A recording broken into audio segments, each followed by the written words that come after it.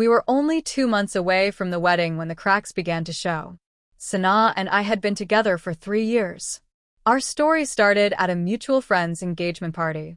She carried herself with wit, charm, and confidence, the kind of presence that drew every eye in the room. From the very beginning, there was an undeniable spark between us. Before long, we were inseparable. People often said we were relationship goals, and I believed them. At least I did for a while. The first sign of trouble appeared when she told me she wanted to take a solo trip before the wedding. She called it her last reset before becoming a wife. I tried to be understanding. Everyone deserves some space, right? But just 2 days before her flight, her sister casually mentioned that Sana's ex, Noel, had recently returned from abroad and was headed to the very same place she was visiting, Bali. The coincidence was too sharp to ignore.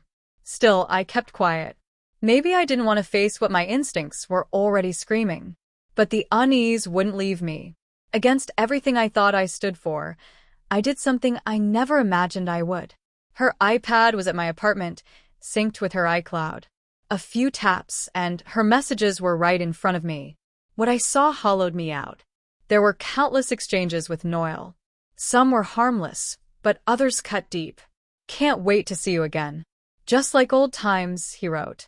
She replied with emojis, hearts, and playful words that left little to the imagination. Then came the photos, Sana in a beach dress, leaning close to him, drinks in hand, her smile brighter than it had been with me in months. I clung to denial, hoping maybe it was innocent. Maybe she'd told him about our engagement. But her captions told a different story, living in the moment.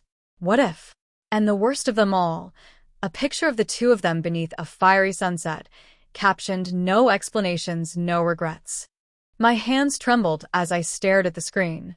I didn't call her. I didn't text. I didn't confront.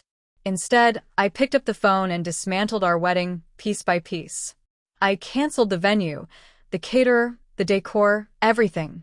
All while she continued to post beach selfies and boomerangs with fruity cocktails. When she returned a week later, she acted as if nothing had happened. Too normal. No guilt. No shame. She asked why my place looked different, why the wedding boards were gone, why my smile had vanished. I didn't explain. I simply handed her a folder labeled, "Truth You Forgot I Could See."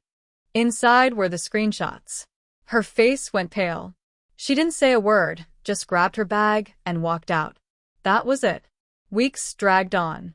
Friends called me reckless for canceling so close to the big day. Her parents reached out, demanding answers, but I offered none. I didn't owe anyone an explanation, least of all her. I buried myself in work, silenced group chats, and tried to build a life without her shadow hanging over me. Then, for weeks to the day after what should have been our wedding, my phone rang.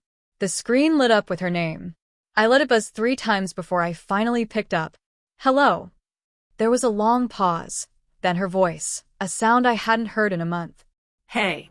"I know I'm the last person you want to hear from, but can you let me talk?" I said nothing. "I messed up," she whispered. "I don't even know how to explain it. I thought I needed closure, that seeing him would help me move forward.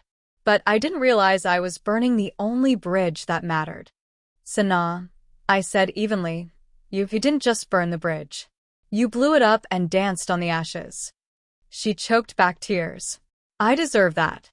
I didn't think you'd actually walk away." "That's the problem," I replied. "You never thought I could." Silence followed. Then she said something unexpected. "I didn't sleep with him." I raised an eyebrow, even though she couldn't see it. "But you cheated with your heart," I said. "I know. And I'm not asking for another chance. I just needed to say sorry.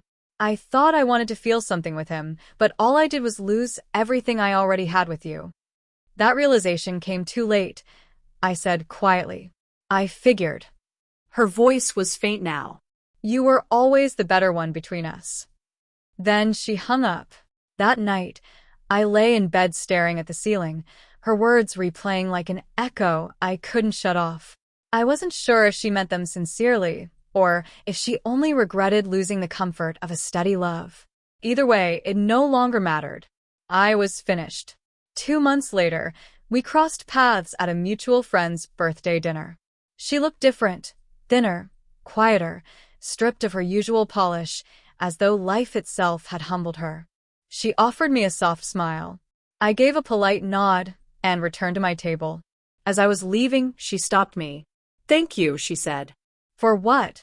For saving me from myself. I didn't know how to respond, so I simply nodded and walked away. Closure doesn't always come through long talks or teary apologies. Sometimes it arrives in silence, in the peace of knowing you didn't beg, didn't bend, and didn't settle for less than you deserved. And in the end, that's all I truly needed. Not her. Just peace. The end.